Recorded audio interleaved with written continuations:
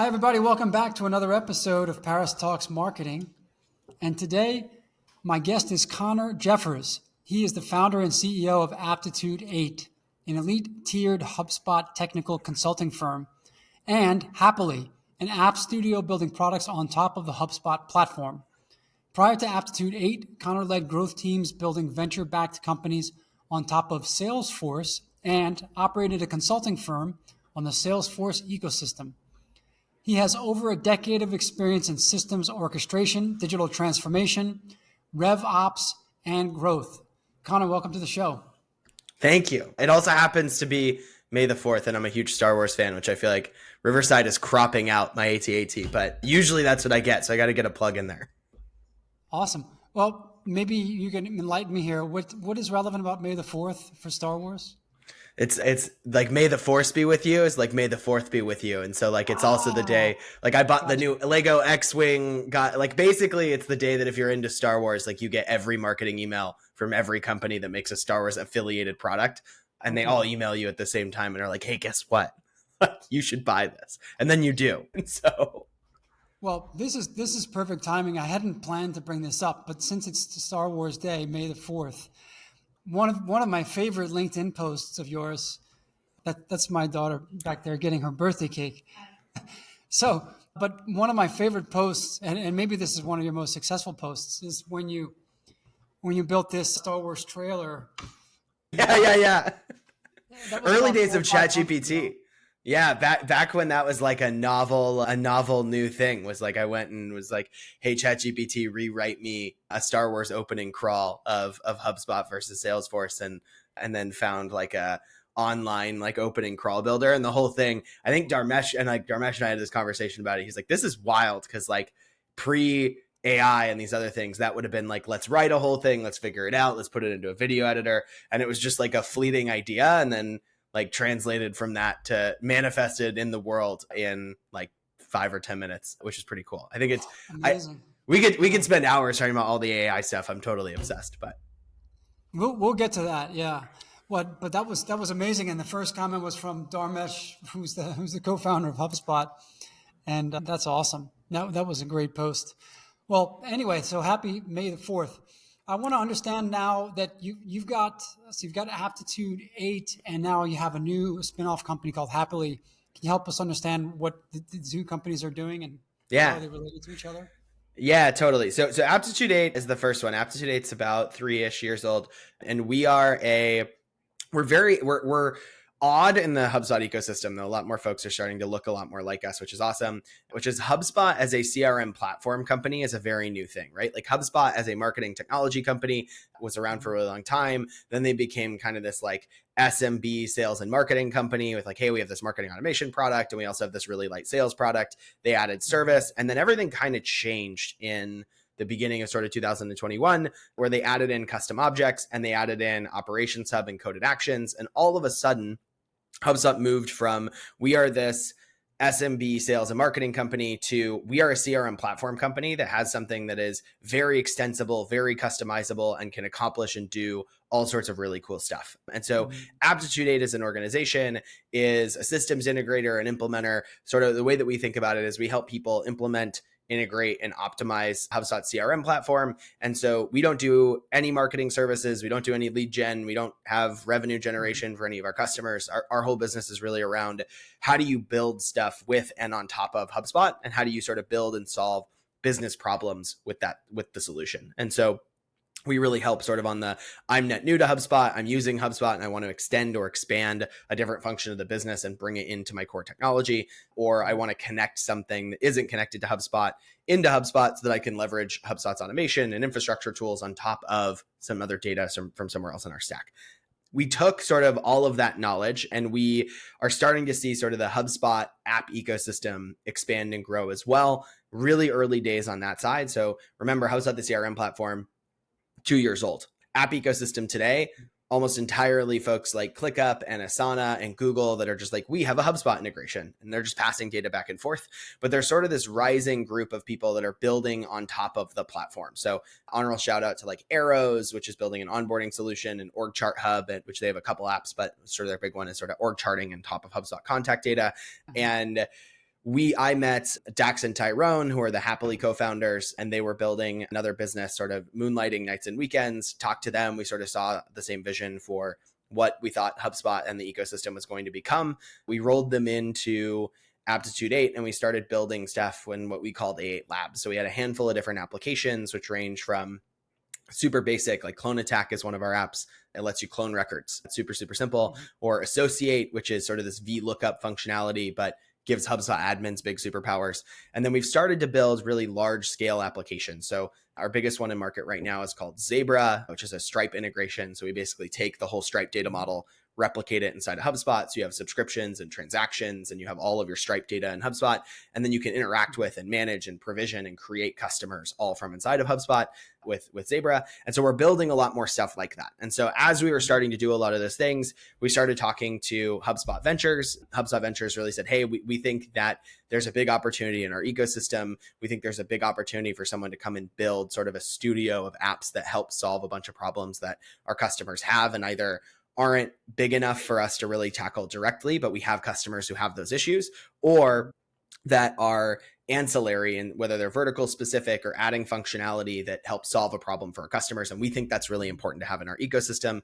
And they kind of asked us to build it. So we spun Happily out of Aptitude 8. It's now a totally separate company. And Happily is building apps around and on top of HubSpot. And then Aptitude 8 is sort of solving problems for individual customers on top of HubSpot. And so my whole focus is building stuff with HubSpot is really all I do.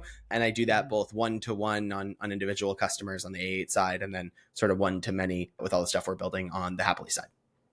Got it. Okay. So one is Aptitude 8 is primarily a service business, and Happily is more of a technology business. Yep. Yeah, totally. And I think that's the most distilled version of it. It's totally accurate. I think having a services business inside of a technology company is really hard and complicated. Having a technology company inside of a services business is really hard and complicated. And so we have them separated because we think that they both sort of thrive and have very different operating systems to help them grow. Yeah. I think that's a very good decision. And I'm kind of going through something similar myself right now because I have an agency, Hop Online. And we're working on this solution for predictive lifetime value, which is more machine learning and data science based. But ultimately, we want to productize that. So we're in the process of spinning that out now as a separate thing. So to keep the service entity apart from the technology entity. So I've got to ask now, and I think most of our listeners really want to understand. You probably have one of the most informed opinions about the Salesforce versus HubSpot. Sure. Because all of your background, you had many, many years of Salesforce background, and you made a major switch. So there are a lot of questions around that. First of all, personally, why did you make that move from Salesforce to HubSpot? And really for most of our listeners who are SaaS marketers, many of the SaaS companies, I'd say the majority of SaaS companies are on HubSpot. Some of them are on Salesforce, but I think a lot of people want to understand, am I using the right CRM? Should I switch? Or if they're making a new decision, what are the factors, the pros and cons for a SaaS company? So let's start with your personal story. Why? Sure. And then we can talk about the product level stuff. So at the beginning of Aptitude 8, we were really doing, and we were sort of forced, Dan Tyre at HubSpot likes to say I invented RevOps, which is not true, but it's fun. And so I think at the early days of Aptitude 8, we were really doing RevOps work on the Salesforce platform, the HubSpot platform. And then we were working with a lot of folks in and around the space, right? So we were an outreach partner. We worked with Insight Squared before their Mediafly acquisition, Groove. Like we did all this in SalesLoft, and sort of we doing all the stuff sort of in the revenue technology space and orchestrating all of those tools.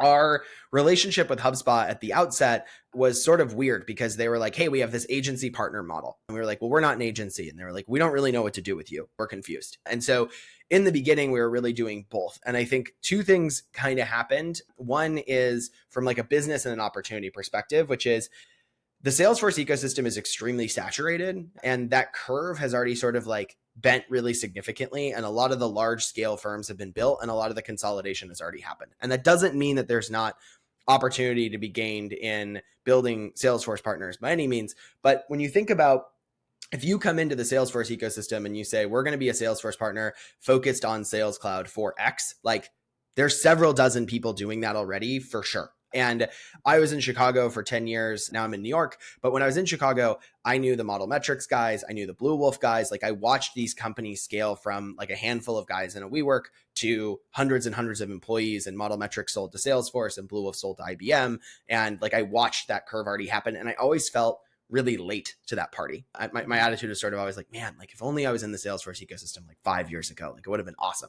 And I think what we're starting to see in the HubSpot ecosystem, and I think it's still really early, is we started to see kind of the same pattern happen. We started to see more and more companies take the product seriously, and not dissimilar from sort of like Salesforce saying, hey, we can put everything on cloud. You should come over here. This is going to be awesome. And you had large organizations saying, sure, if you have small needs and you're not that complicated and you don't have a lot of other systems, like maybe you could do cloud, but that doesn't make any sense for us. And that started to shift, and it started to become like, oh, wow, this is totally viable. This is like a legitimate path that we can go down, and now we're going to start entertaining it. And the detractors started to become not necessarily advocates, but like open to this idea of you could do everything in the cloud. I think that same thing is happening in the HubSpot universe. Like I see it happening where I see people who historically have been HubSpot's only for small companies. This isn't a legitimate product to build CRM solutions on top of, like their marketing solution, that's what they're for, are starting to say, well, HubSpot can be good in some situations, or HubSpot can be viable in kind of these other arenas. And so for us, it was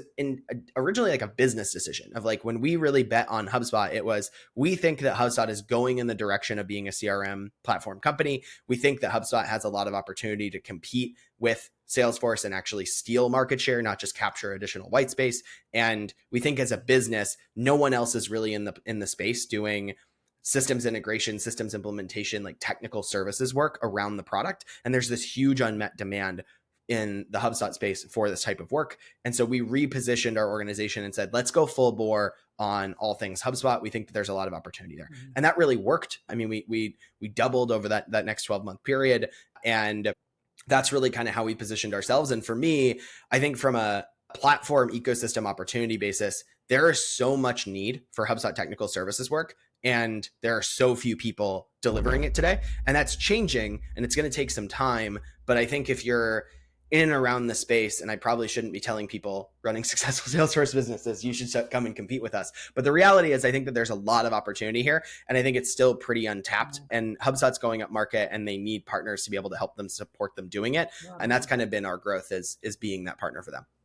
We actually had a client recently that we did a HubSpot migration for. I should have reached out to you for this. Actually, you could have done it better. But they were basically consolidating a tech stack, a MarTech stack, which was, well, Intercom, MailChimp. So Intercom for chat, customer support, MailChimp for email marketing. They had a former, these were the two main platforms. I forget, there was a few others, but basically consolidating that into HubSpot. Does that sound similar to the kind of projects that you would take on where people are looking to really simplify a really complex stack all into one? So we do both, like, how do I contract down and how do I expand out? Like both of those are kind of in our wheelhouse. We have a case study. It's on our site at aptitude.com with Mark, who used to be Lucid Press, and they were sort of part of the big Lucid chart software organization, and they spun out. And they basically were, hey, we have Salesforce, we have Marketo, we have Outreach, we have Zendesk, we have NetSuite, like we have all these different things. And we're either going to rebuild all of it because we're leaving sort of that parent organization in this PE transaction, or we need to choose a different direction. And so what we did for them is basically take all of those systems and tools, rejigger everything to all work HubSpot native, consolidate everything down to run entirely out of HubSpot. And for them, sort of there's a direct software cost savings, which is pretty cool. But the other thing that David Askvig runs all of their business systems team, he's awesome, but he's in this video, you can see the story. But basically his perspective is, this took us from, we need a team of people that have a diverse set of expertise to administer and manage and maintain all of our systems infrastructure. And like now I can do it. And I can have like an idea, or I think we should change a process in this way. And like, I can go set it up, I can pilot it, and I can work with the leaders of all of these teams because they don't need to be extremely, extremely technically proficient users in order to augment and modify and iterate. And I think the value that we see of doing everything over on the HubSpot side, and they talk a lot about like usability and single platform and like all of these things that kind of sound fluffy, but I think when you really get down to what does that really mean, it means that you can do stuff faster and you can do stuff with less people and you can do stuff with less technical expertise. And what that means is you can iterate at a higher speed than you can in complex systems orchestration or complex systems architecture. So that type of thing is kind of one example of what we do. We also do the similar where we take somebody, like we have a customer, we have another big forthcoming video case study around this, but they were like, hey, we're on spreadsheets. We have all of these tools, like everything's kind of crazy. And like, we're trying to figure out how to get this to be bigger and more robust. And so we kind of took them from, we have all these teams operating in different ways to let's build everything into a bigger, more complex CRM platform. Let's integrate it with your ERP. Let's build all this functionality on top of CMS Hub and let's like build everything out. So we both do sort of like, I have a ton of different stuff. Can we consolidate it down? And we also do, I have nothing and we need to figure out what to do. And we build all of that up. And I think it kind of goes both ways. Yeah, really interesting. We took a similar approach though with ClickUp recently. We're a much smaller company as an agency. But one of the draws of ClickUp was also to consolidate our stack. And we had at that time separate tools for project management, time tracking, CRM. Our applicant tracking system was separate. What else am I missing? We had a marketing automation platform, but there were 6 or 7 things that we consolidated all into ClickUp. And eventually, you might not like hearing me say this, but we moved away from HubSpot CRM and we rebuilt it in ClickUp. And it's not as good, but it has a lot of the functionalities we need. But I think that's a big trend happening now is that maybe in the last decade or so, this explosion of cloud-based SaaS and so much verticalization, solving very specific problems, companies found themselves with these massive, complex tech stacks, and then having to manage all that, as you said, the cost of management is complex. Different people have specialized in different things, and if you consolidate it, first of all, you save a lot of money, and then you can operate and maintain that with a lot less of a human resource. Yeah. Yeah. What would be the deciding factor if let's say the company is like mid-sized SaaS company, would you steer them towards, or if they're trying to decide whether to go towards Salesforce or towards HubSpot, how would you help them go through that decision process? So I think that there's some de facto pieces that really push you in the direction of Salesforce automatically, right? So one is you have really heavy, whether it's like you have data security as like a primacy problem that you're trying to solve. So that could be HIP, it could be you're managing PII, it could be you have teams in different regions and you need to hyper control, like financial services companies as an example, right? There's lots of regulatory policy around who can see and access what. And where Salesforce has just like an amazing depth of functionality is on data security and data control. And you can really govern down to a record level, like a record that meets these criteria should be visible to people with this profile as long as they're related to this record in some other way. And those get really big and hairy and hard to manage, but like you can really build complex data security controls in Salesforce. And if that's a prime problem you're trying to solve, like Salesforce is going to be where you're going to go. And it doesn't matter what compromises you have to make. It doesn't matter if you're really excited about HubSpot. Like HubSpot has some data controls. You can say only the record owner can see this, only managers of this team can see this, and you can segment stuff, and they're investing a lot there. But if you really, you can't do any HIPAA data, you can't do any PII, and if you want to have a lot of data security, like you're probably going to go Salesforce. That's sort of like category one. Yep, like Salesforce wins. It's no contest. There's nothing to really discuss.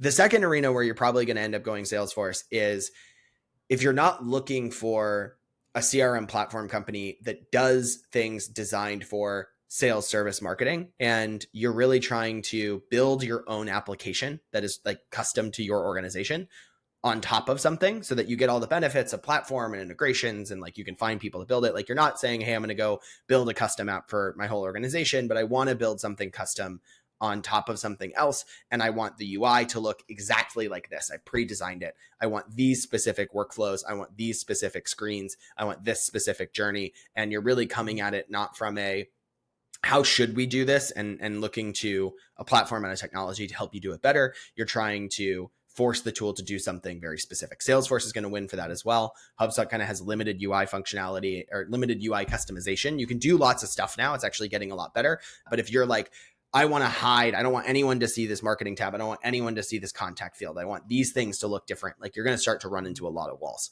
Those are kind of the two big things that if you're like, this is the problem I'm trying to solve, you should look at Salesforce and like, don't waste your time. For most other stuff, HubSpot has started to achieve parity and in some situations actually has a greater level of functionality than anything you're going to find on the Salesforce side. Even if you take like, I have limitless budget, I have a ton of expertise, like the things that make Salesforce hard, right? It's like, it's really expensive to implement and set up. It's really hard to get right. And you need to have people full-time in your organization, like a team whose job it is to maintain and manage just that system. That's all they do. And that's all true on the Salesforce side. And you can start to get into a lot of the nuances on do I want to go HubSpot? Do I want to go Salesforce? But ultimately, I think it comes down to where HubSpot is better and you should really just like de facto go to HubSpot is one. If you are a PLG driven type of organization, you do a lot of product led growth, you really want tight integration between your CRM and your product. HubSpot is better at that in every single way. The primary reason for that is HubSpot's background as a marketing technology company means that they have sort of this contact timeline that has events and it has web visits. And like, if you want to integrate, for instance, like if you have a web application and you want to be able to send to HubSpot, like has somebody logged in and have they viewed these particular feature pages or have they interacted with it in this particular way, that's like a couple of hours to get configured because you're just adding the HubSpot tracking code, you're sending in the custom events, and now you're tracking all of that in HubSpot and you can build workflows off of it and you can show it in the timeline and you can report on it. Doing that in Salesforce is like, you need to go find a tool, whether it's an Amplitude or a Pendo or something else. You configure all of it, you set it all up, you map it back to Salesforce, you have to custom build this whole thing. And if you're really PLG driven, I think HubSpot like probably is the right choice most of the time. And you probably don't even need to spend as much time on the Salesforce side. And then the next version that I would sort of put in there as being very there, HubSpot centric as well, is where you have a very customer driven purchasing process, right? So you're not sales outbound, you're not driven by we go and connect and find people and we convince them to work with us, but we do a lot of whether it's marketing or whether it's events or whatever it is, people come to us and then people need to navigate and consume our content and our events and our marketing materials and engage with us in a whole bunch of different ways. And we have this big like omni-channel type of approach that draws people in. And if you're that type of a model, HubSpot's going to suit you way better than Salesforce is because they're going to do an amazing job of stringing together all of those ancillary interactions and events and combining them into one system and tool. And so those are kind of examples of like, go Salesforce, go HubSpot. If you're like, I either do some of those things or I'm not really in either of those camps really heavily, it starts getting into like, you should really diligence and evaluate both and you should see how you can build it. And if you're not a HubSpot optimist, like you can really build amazing stuff on HubSpot these days. Between custom objects and coded actions and CMS Hub, like your ability to customize and extend what HubSpot's capable of is so far beyond what it was 12 months ago, certainly 24 months ago, like it's night and day. And so I think if you're in any other category, you really have to look at both products and start to diligence and understand what do I really need and how do I really evaluate and make decisions across which one of these things is going to be better for where I'm at. Yeah, great summary. I mean, what you described about the marketing angle, HubSpot pretty much invented inbound marketing from the very, very beginning. I remember when I first saw them, I don't know when, maybe 2009 or 2010 or something. They invented this new term, inbound marketing. It's when you attract people to you through your content and as opposed to outbound marketing. And I always have thought about Salesforce being associated with more of outbound sales, whereas HubSpot is more associated with inbound marketing. And that integration, I think organizations that have tighter integration or maybe have de-siloed their marketing and sales, where it really is a continuous flow of that customer journey, I think HubSpot's the way to go there. And I do think that is why at least all of the SaaS companies that we talk to and that we work with, they're all on HubSpot, almost never on Salesforce. I'd like to pivot over to the CRM's relationship to marketing platforms now, because we do a lot of work in integrating both HubSpot and Salesforce with platforms like Google Ads and Facebook Ads. Do you all also do work in that area when it comes to connecting? So we do a lot. Yeah, we do a lot with just like we talk about CRM platform and we talk about the HubSpot sales side. And I think that's the area that like we really champion. And I think HubSpot, most people that are in the marketing automation space are like, HubSpot is the best product in this arena. And the folks that are still kind of holding on to Marketo are, I think, the last holdouts that are kind of out there.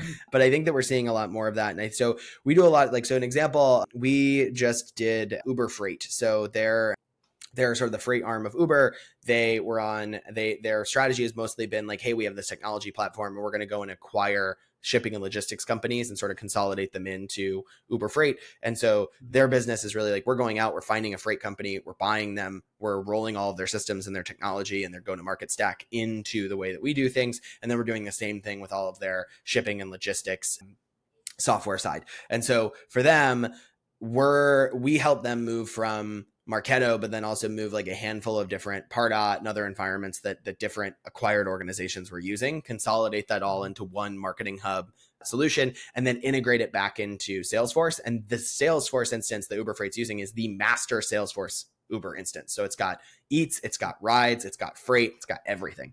And so we do a lot of work on like, hey, let's migrate and figure out, you have all these different marketing automation platforms. How do we tease all of those pieces out? How do we migrate all of those over? How do we make sure that customers that are in active marketing drips or campaigns or nurtures or whatever you're running, like, don't know that you switch platforms? Like, you don't send millions of emails when you migrate over. And so we help manage sort of that, like, we rebuild the plane while you're flying it and then integrate that back down into Uber's master Salesforce instance and sort of managing the Salesforce and HubSpot configuration. So that's like an example of something complex, but we do a lot of work with customers that like, hey, we're using Marketing Hub, we're using Salesforce, and we help them with both the Salesforce side of solutioning and building and integrating, and then also the HubSpot side. We have certified consultants on both. So we do a fair amount of Salesforce work.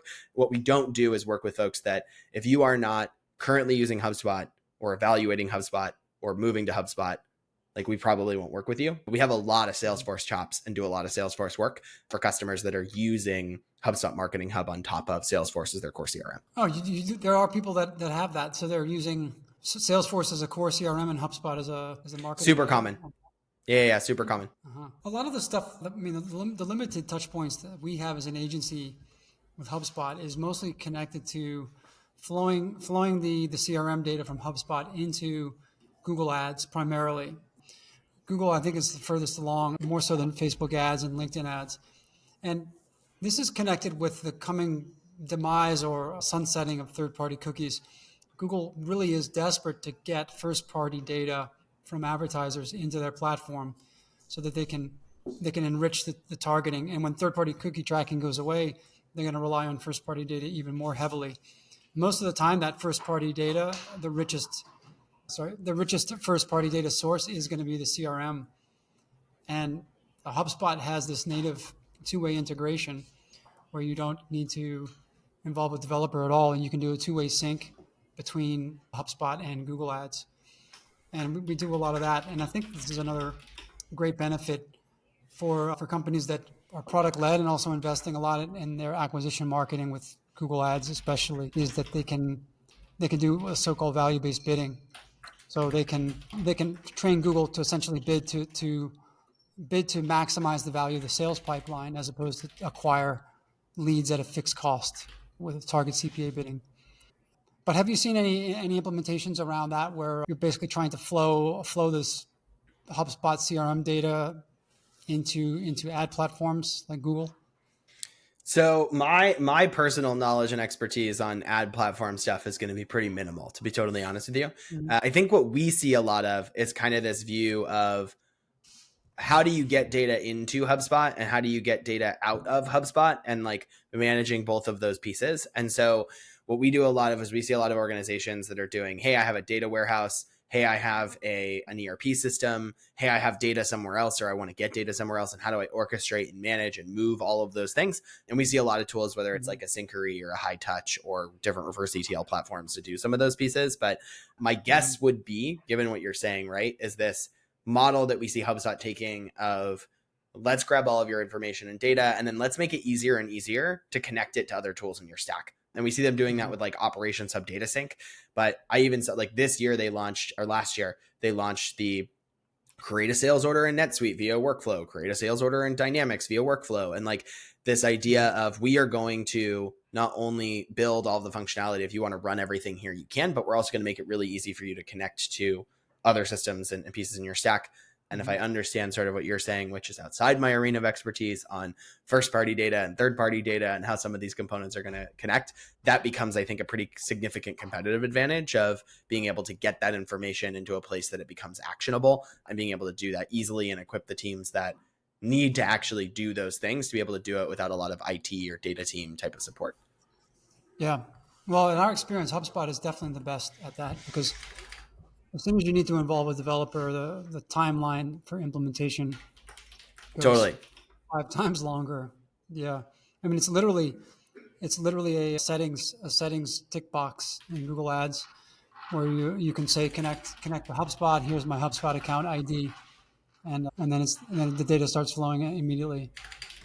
But of course, that does also really depend on having really accurate data in the CRM to begin with. So salespeople, if they're moving opportunities through a sales pipeline, they've got to update deal values and probabilities very diligently for that to work.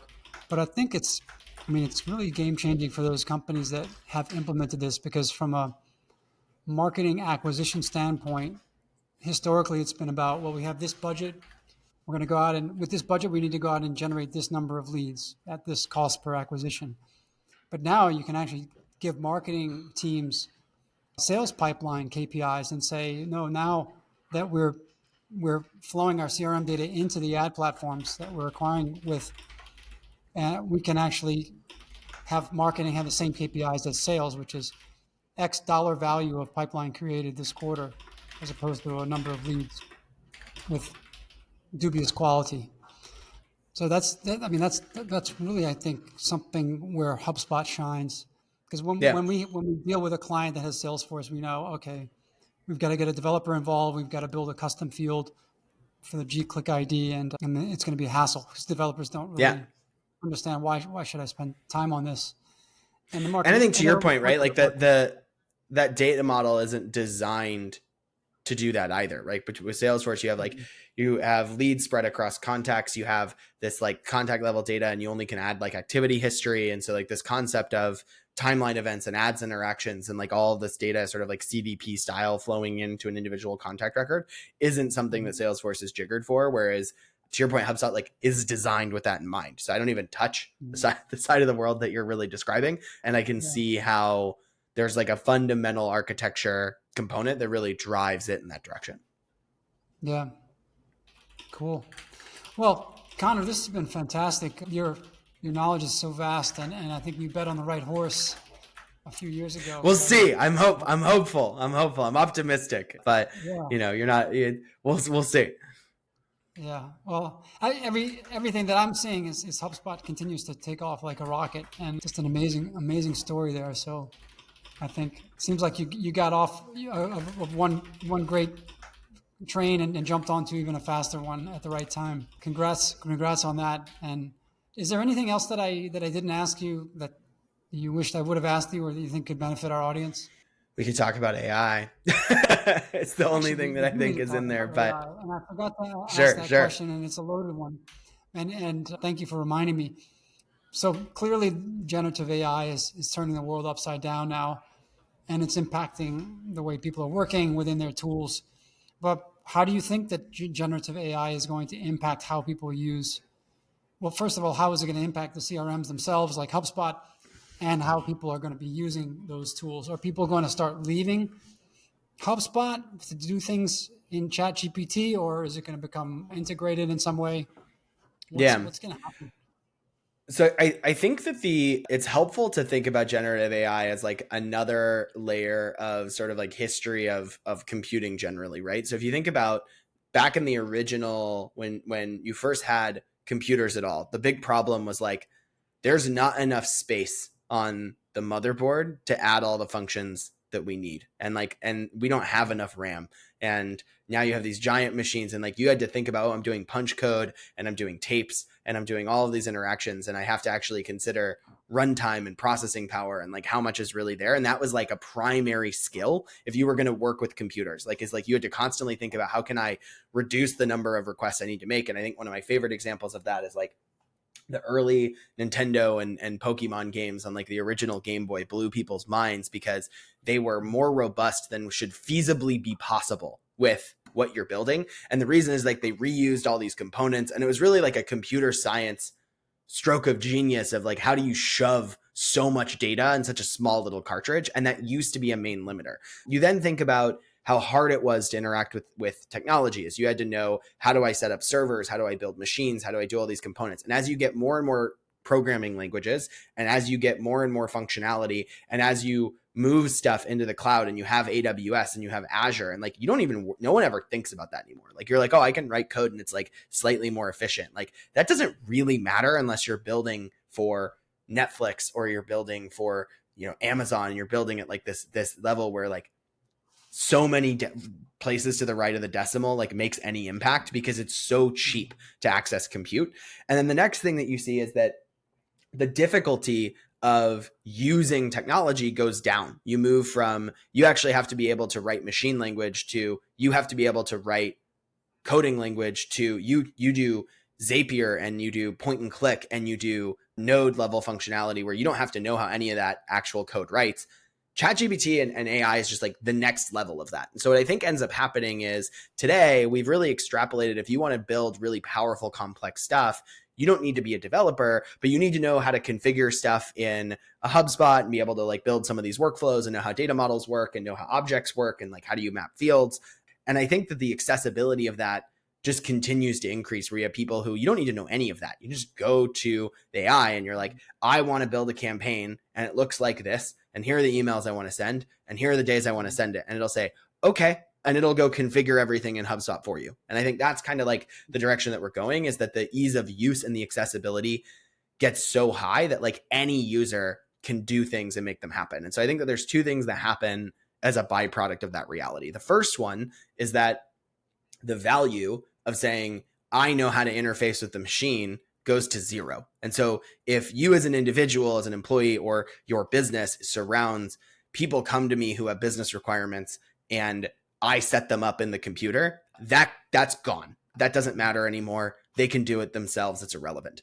But what actually increases in primacy and importance is setting up your system well. Because if you do not have that original architecture, if you do not have that original implementation, if you botch the V1 of it, or if you do not have data inside of that system, any of those AI tools are useless to you, because they can't solve that problem. Like, they're just optimizing for the interface. And so you go to that and you're like, hey, I want to build this campaign. Here's how I want to do it. And it's like, cool, you want to segment off of your finance data, and like, that doesn't even exist in CRMs. Like, I don't even know what you're talking about, and I can't do that for you.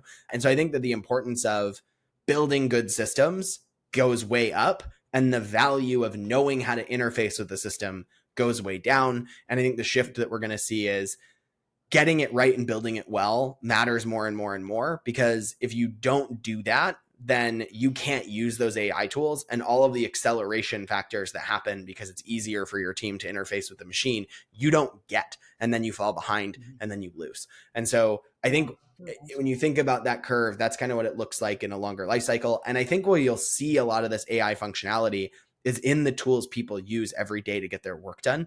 And I think you're going to see it across CRM in general, and that'll probably be the main place that salespeople, marketers, and service people interact with AI, is using it inside of those machines in order to help deliver their job and help deliver what they do.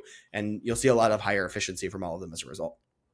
Yeah, I mean, I think the efficiency is going to skyrocket, because I believe still there's a lot of time spent in data entry of CRM data.